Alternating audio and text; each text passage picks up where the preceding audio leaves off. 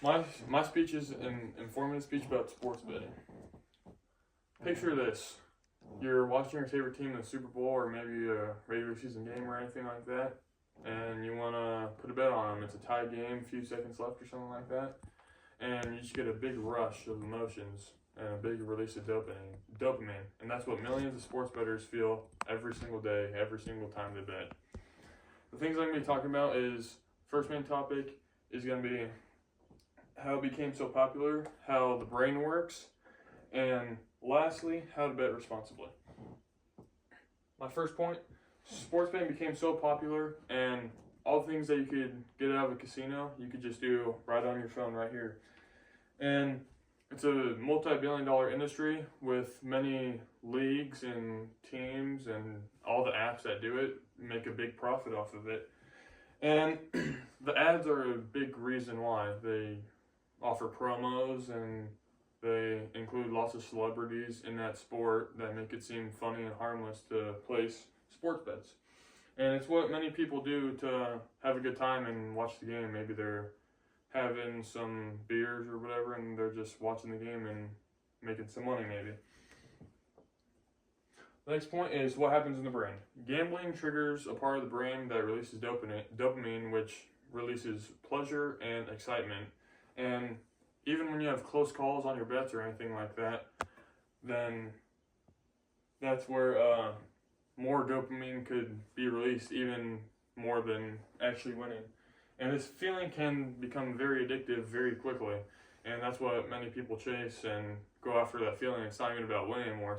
It's just about feeling just a rush of adrenaline, and that's about it.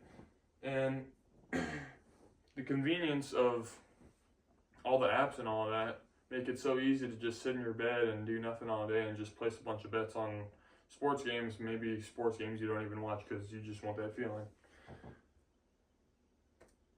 Last point, be responsible. Sports betting should be a form of entertainment and not to make money, because you shouldn't be expecting to make a lot of money off of it.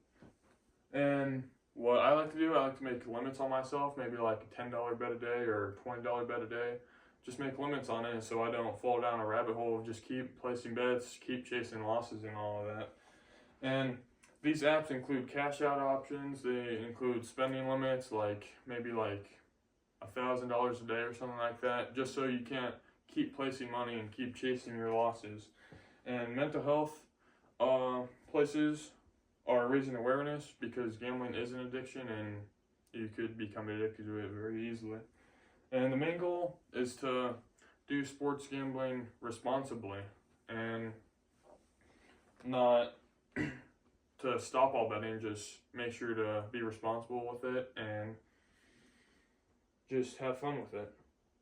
Conclusion, sports betting is a major part of sports culture. It's what you see on any game. You could look up a college football game and there'll be an ESPN bet with odds there to place a bet.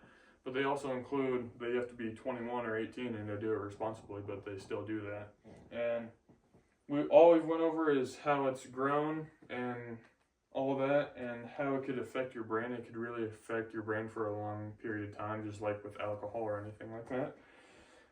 And the last thing is to do it responsibly. I think that's the biggest takeaway from it, is to just be responsible and not lose all your money and just have fun and be entertained even more and just be involved in sports more.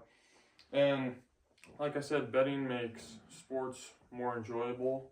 You could win a little bit of cash here and there maybe, and you also get to watch your favorite sports team while doing that. And my last thing, bet what you're willing to lose. If you're not willing to lose $100, then don't place a bet for $100. If you're willing to lose $10, then place a bet for $10. What I like to do, I like to, instead of placing a big $100 bet, I like to place a $10 bet and maybe win like 5 or 6 bets in a row, and that could easily turn into $200, or I just lose $10. And losing $10 is way better than losing $100 trying to win that $200. And well, while you're like betting what you're willing to lose, you also have